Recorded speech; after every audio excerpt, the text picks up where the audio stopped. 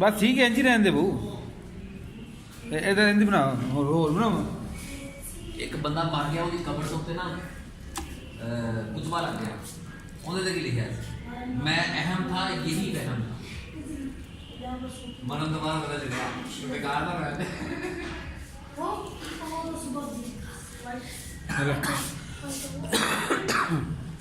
ऐसा मूवी बन रही है मूवी बनाओ सारी मूवी बनाओ खोल लगा बीच रख जाता मूवी बनाई थोड़ा दूर हो गए बनाना मेरे नहीं बनाई थी एक मूवी तो फोकस किया है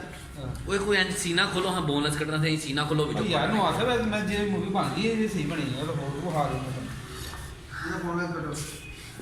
सलाम